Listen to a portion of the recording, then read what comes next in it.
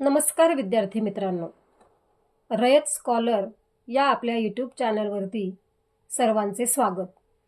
आज आपण विभक्ती, कारकार्थ, उपपदार्थ व सामान्य रूप यांची ओळख करून घेणार आहोत, जे सर्व स्पर्धा परीक्षांसाठी अत्यंत आवश्यक असणारे, महत्त्वपूर्ण असणारे टॉपिक आहेत. चला तर मग आपण सुरुवात करूया विभक्तीपासून. तर विभक्ती म्हणजे काय, त्याची व्याख्या अगोदर तुम्हाला सांगते. नामाचा, सर्वनामाचा क्रियापदाशी व वाक्यातील इतर शब्दांशी येणारा जो संबंध असतो, तो संबंध ज्या विकारांनी दाखविला जातो त्यास विभक्ती असे म्हणतात. पुन्हा एकदा व्याख्या सांगते पहा. नामाचा, सर्वनामाचा क्रियापदाशी व इतर शब्दांशी येणारा संबंध ज्या विकारांनी दाखविला जातो त्यास विभक्ती असे म्हणतात. आता आपण एक उदाहरण पाहूया. पहा, मी तुम्हाला काही शब्द देते. पहा, शेजारी, मधु, रस्ता, कुत्रा, काठी आणि मार हे शब्द वाचल्यानंतर तुम्हाला काही अर्थ या ठिकाणी अभिप्रेत होतो का? तर नाही, बरोबर आहे. हे शब्द वाचल्याने आपल्याला कोणताही अर्थ अभिप्रेत होत नाही. मग आता मी एक वाक्य लिहिते, त्या वाक्यामध्ये आणि या शब्दांमध्ये काय बदल झाला तो आपण पाहणार आहोत. पहा, शेजारच्या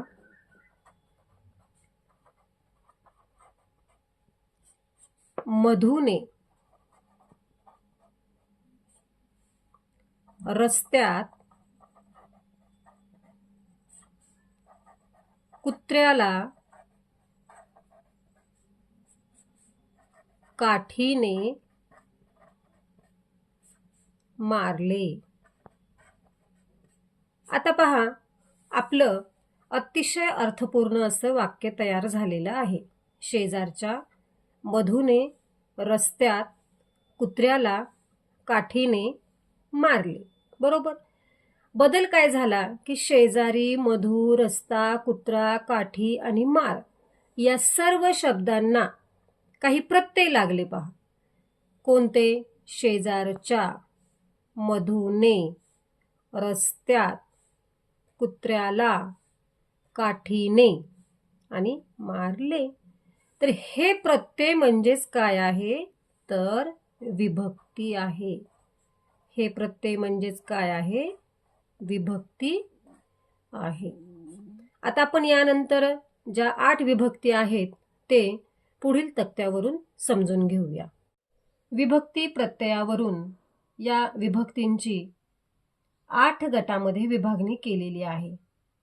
त्या 8 गटांची ओळख आपण करून घेऊया. पहिली विभक्ती आहे प्रथमा. प्रथमा विभक्तीचे एकवचन, अनेकवचन या दोन्हीमध्येही प्रत्यय लागत नाही. द्वितीया विभक्ती एकवचनमध्ये स लाते, अनेकवचनमध्ये स ला नाते. तृतीया विभक्ती ने एशी, अनेकवचनमध्ये नि शी ई ही. चतुर्थी विभक्ती आहे, तिचं एकवचनमध्ये प्रत्यय आहेत स लाते, अनेकवचनमध्ये स ला नाते. पंचमी विभक्ती, त्यामध्ये प्रत्यय आहेत ऊन हून. षष्ठी विभक्ती आहे, त्याचे प्रत्यय एकवचनमध्ये आहेत चा, ची, चे, चा आणि अनेकवचनमध्ये आहेत चा, ची, चे, चा. त्यानंतर सप्तमी विभक्ती, त्याचे एकवचनमध्ये प्रत्यय आहेत त, या आणि अनेकवचनमध्ये प्रत्यय आहेत त, ई, आ. आठवी विभक्ती आहे संबोधन. संबोधनचा एकवचनमध्ये प्रत्यय नाही, अनेकवचनमध्ये प्रत्यय नो असा आहे. चला तर मग विभक्ती प्रत्ययाचे आपण एक उदाहरण पाहू. उदाहरणार्थ आपण फूल हा शब्द घेतला आणि त्या फूल शब्दास एकवचन मधले द्वितीय विभक्ती मधले प्रत्यय जोडले. उदाहरणार्थ फुलास, फुलाला. आता हेच शब्द जर अनेक वचनमध्ये आपण घ्यायचे ठरवले तर काय येईल? फुलांना आणि फुलास.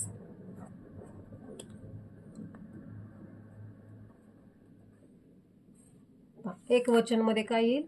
फुलास, फुलाला. अनेक वचनमध्ये फुलांना, फुलास. तर विद्यार्थी मित्रांनो, आपण विभक्ती व विभक्तीचे प्रत्यय उदाहरणासहित समजावून घेतले.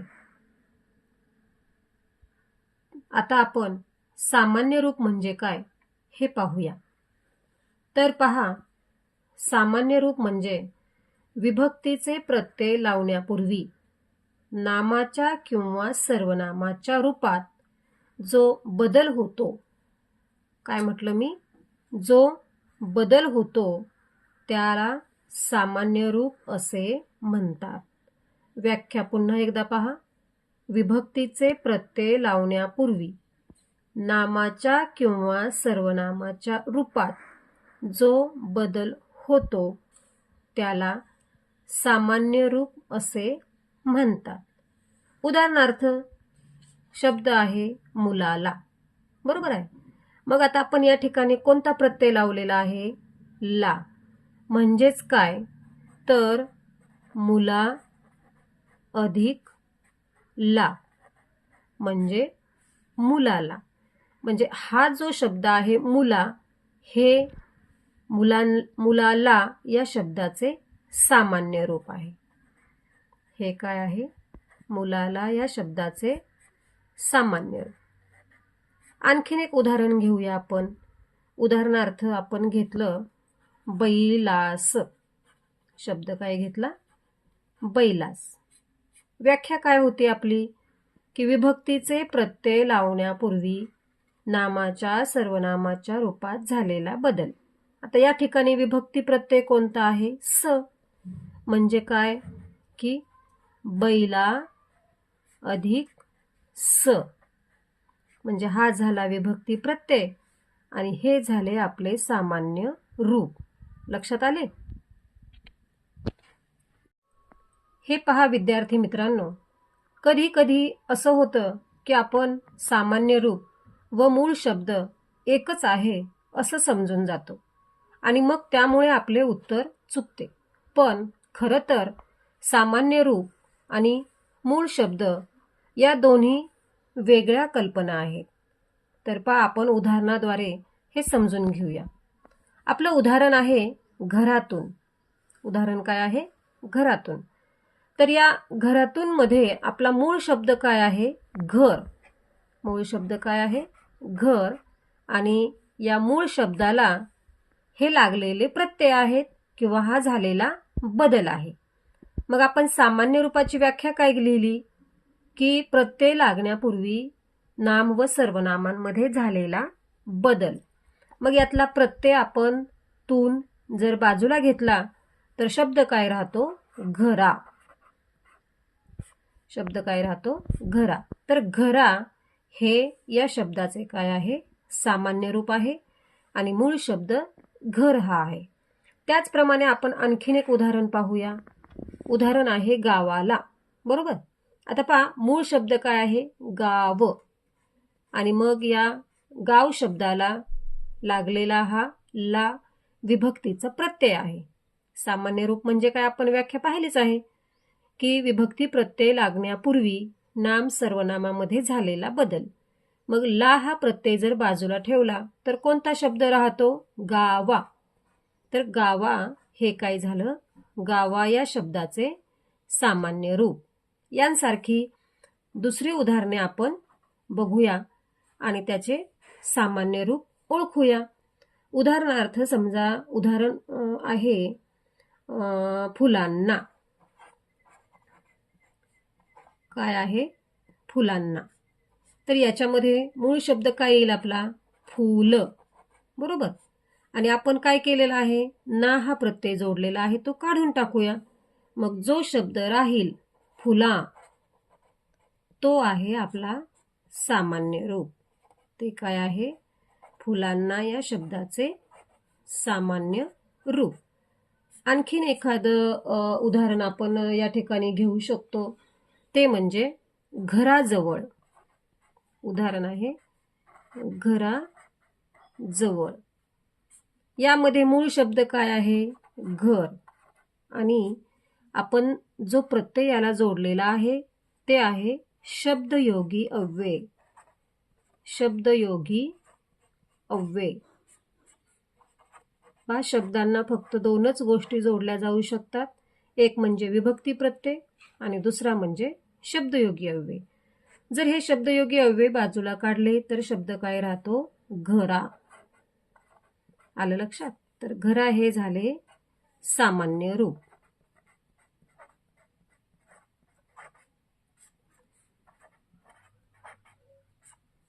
यांसारखी आणखीन एक दोन उदाहरणे तुम्ही सोडवू शकता.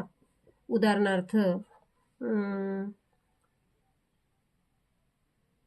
पतंगाला.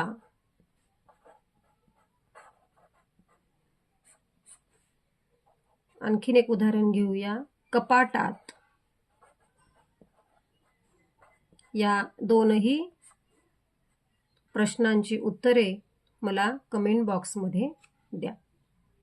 पहा, विभक्तीच्या तक्त्यामध्ये आपण मघाशी एकवचन व अनेकवचन यांची माहिती पाहिली. पण पुढे कारकार्थ असा एक शब्द आहे पहा. आणि हे जे 8 कारकार्थ आहेत ते या 8 विभक्तींचे आहेत. तर आपण कारकार्थ म्हणजे काय हे पाहणार आहोत. प्रथमा विभक्तीचा कारकार्थ आहे कर्ता. द्वितीया विभक्तीचा कारकार्थ आहे कर्म. तृतीया विभक्तीचा कारकार्थ आहे करण. चतुर्थी विभक्तीचा कारकार्थ आहे संप्रदान. पंचमीचा कारकार्थ आहे अपादान. षष्टीचा कारकार्थ आहे संबंध. आणि सप्तमीचा कारकार्थ आहे अधिकरण. आणि संबोधनचा कारकार्थ आहे हाक. तर चला उदाहरणाद्वारे आपण हे सर्व कारकार्थ समजून घेऊया. तर पहा, आता आपण कारकार्थ म्हणजे काय हे पाहूया. तर पहा, कारकार्थ म्हणजे वाक्यातील नाम किंवा सर्वनाम यांचे क्रियापदाशी असणारे संबंध, याला काय म्हटलेलं आहे? कारकार्थ. तर हे संबंध किती प्रकारचे आहेत? 8 प्रकारचे आहेत. 8 विभक्ती आणि त्याचे 8 कारकार्थ. तर पहिला कारकार्थ आहे कर्ता. आता आपण कर्ता हा कारकार्थ कोणत्या विभक्तीमध्ये पाहिलेला आहे?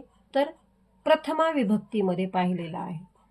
आणि प्रथमा विभक्तीचे एकवचन व अनेकवचन मध्ये कोणतेही प्रत्यय नाहीत. म्हणजेच काय? तर प्रथमा विभक्तीमध्ये असणारं जे वाक्य आहे त्या वाक्यामध्ये जो कर्ता आहे त्याला कोणत्याही प्रकारचा प्रत्यय असणार नाही. जसं की राम आंबा खातो असे उदाहरण आल्यानंतर आपण कर्ता बघूया. कर्ता आहे राम. तर या रामला कोणताही प्रत्यय नाही, म्हणून ही विभक्ती प्रथमामध्ये मोडते. द्वितीया विभक्तीमध्ये जेव्हा कर्त्याची कर्मावर क्रिया घडत असेल व कर्मास सला नाते हे प्रत्यय आले असतील किंवा जोडले गेले असतील तेव्हा ती विभक्ती ही द्वितीया विभक्ती असते. उदाहरणार्थ पोलिसाने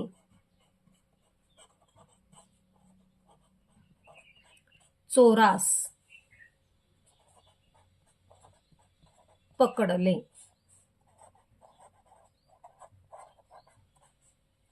या वाक्यामध्ये पोलिसाने हा कर्ता आहे आणि चोरास हे कर्म आहे. तर या कर्मास स हा प्रत्यय लागलेला आहे, म्हणजे द्वितीया विभक्ती म्हणजेच द्वितीया विभक्तीमध्ये म्हणजेच कर्माला जेव्हा सलाते सलानाते हे प्रत्यय लागलेले असतात तेव्हा ती विभक्ती ही द्वितीया विभक्ती असते. यानंतर आपला पुढचा कारकार्थ आहे करण. तर करण म्हणजे साधन. करण म्हणजे त्या शब्दाचा अर्थ होतो साधन. म्हणजेच काय तर क्रिया कोणत्या साधनाने केली, कोठे झाली हे दर्शविणाऱ्या नामांना जेव्हा ने, ए, शी, नी हे प्रत्यय लागले असतील तर ती विभक्ती तृतीया विभक्ती असते. उदाहरणार्थ मुलाने, चाकूने, सफरचंद कापले.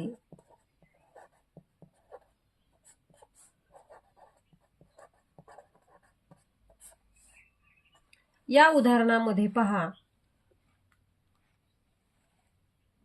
चाकूने हे साधन आहे. काय आहे? साधन. आणि चाकूने याला जो ने हा प्रत्यय लागलेला आहे तो तृतीया विभक्ती मधील आहे. म्हणून तृतीया विभक्तीचे कारकार्थ करण हे आहे. संप्रदान हा चतुर्थी विभक्तीचा कारकार्थ आहे. कसा ते आपण समजावून घेऊ. तर संप्रदान म्हणजे दान किंवा भेट. मग जेव्हा वाक्यामध्ये आपल्याला शब्दांचा अर्थ दान किंवा भेट असा प्रतीत होईल तेव्हा ती विभक्ती चतुर्थी विभक्ती असेल असे लक्षात घ्यावे. उदाहरणार्थ दशरथाने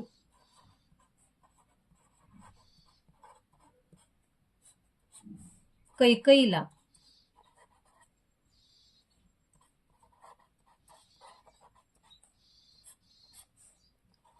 दोन वर दिले. हे वाक्य वाचल्यानंतर तुमच्या लक्षात आलं असेल की दशरथाने कैकईला 2 वर दिले. आता हे 2 वर म्हणजे काय तर ती काय दिलेली आहे? दशरथाने कैकईला भेट दिलेली आहे. म्हणून या ठिकाणी जेव्हा कैकईला असणारा ला आणि दशरथाने ने हे प्रत्यय या ठिकाणी चतुर्थी विभक्तीचे जोडले गेलेले आहेत. म्हणजेच काय तर ज्या ज्या ठिकाणी तुम्हाला वाक्यामध्ये दान किंवा भेट असा अर्थ लक्षात येईल तेव्हा ती विभक्ती चतुर्थी विभक्ती असेल. पंचमी विभक्तीचा कारकार्थ आहे अपादान. तर अपादान या शब्दाचा अर्थ होतो दुरावा किंवा वियोग. म्हणजे वाक्यामध्ये आपल्याला दुरावा किंवा वियोग असा अर्थ अभिप्रेत होणार आहे. याचे उदाहरण आपण पाहूया. उदाहरणार्थ तो घरातून बाहेर पडला. आता या वाक्यामध्ये तो आणि घर या दोन गोष्टीमध्ये काय निर्माण झालेला आहे? वियोग निर्माण झालेला आहे. असा अर्थ ज्या ठिकाणी असतो त्या ठिकाणी अपादान हा कारकार्थ येतो आणि त्याची विभक्ती असते पंचमी विभक्ती.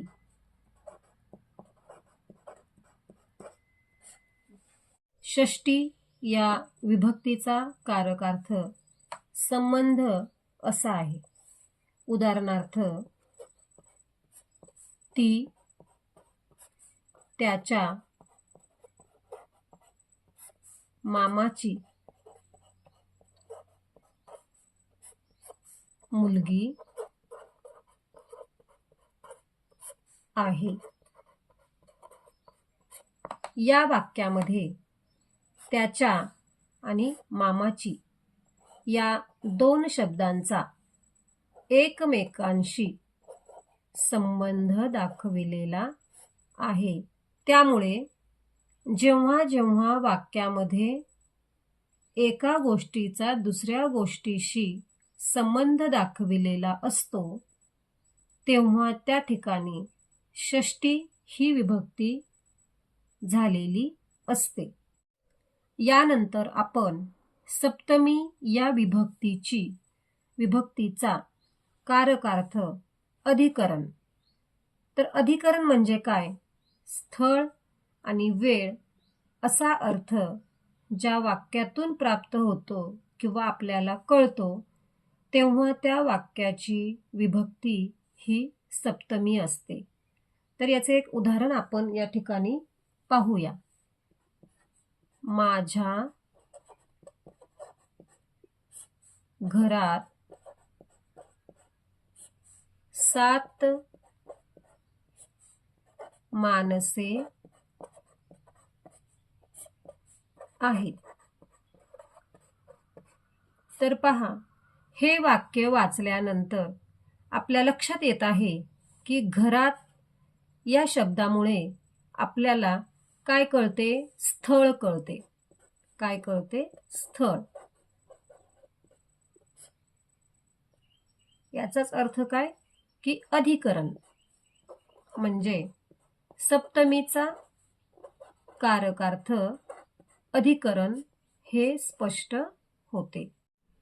संबोधन या विभक्तीचा कारकार्थ हाक हा आहे. म्हणजे जेव्हा वाक्यामध्ये तुम्हाला आपल्याला हाक मारलेली आहे असा अर्थ अभिप्रेत होतो तेव्हा संबोधन ही विभक्ती होते.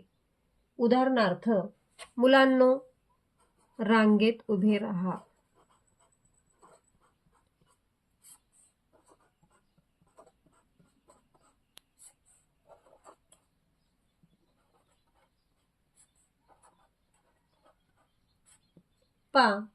या ठिकाणी नामाने म्हणजे मुलांनो, मुले हे काय आहे? नाम आहे आणि त्याला नो हा प्रत्यय आपण जोडलेला आहे. मुलांनो म्हणजे या ठिकाणी हाक मारणे हा अर्थ अभिप्रेत होतो किंवा आपल्या लक्षात येतो. आता आपण उपपदार्थ म्हणजे काय याची माहिती पाहूया. तर उपपदार्थ म्हणजे नामाचा किंवा सर्वनामाचा क्रियापदाव्यतिरिक्त, हा शब्द महत्वाचा आहे, क्रियापदाव्यतिरिक्त इतर शब्दांशी असणारा संबंध. नामाचा किंवा सर्वनामाचा क्रियापदाव्यतिरिक्त इतर शब्दाशी असणारा संबंध. आता आपण हे उदाहरणाद्वारे समजून घेऊया. उदाहरण आहे, निशाने कालच नवीन पुस्तकांचा संच विकत घेतला. या ठिकाणी घेतला हे काय आहे? क्रियापद आहे. घेणारी कोण आहे? निशा. हे या वाक्यातलं कर्ता आहे. घेण्याची क्रिया कोणावर झालेली आहे? पुस्तकांचा संच. हे या वाक्यातील कर्म आहे. म्हणजे निशा, पुस्तकांचा संच यांचा संबंध क्रियापदाशी आलेला आहे. परंतु कालच आणि नवीन या दोनही शब्दांचा संबंध क्रियापदाशी येत नाही, तर तो कोणाशी येतो? निशाशी येतो किंवा पुस्तकांचा संच याच्याशी येतो. मग आपली व्याख्या काय आहे? की नामाचा किंवा सर्वनामाचा क्रियापदाव्यतिरिक्त इतर शब्दांशी असणारा संबंध. तर या ठिकाणी हे दोन शब्द आहेत, कालच, नवीन. या दोन्ही शब्दांचा संबंध क्रियापदाशी नाही, म्हणून त्याला वाक्यातील उपपदार्थ असे म्हणतात.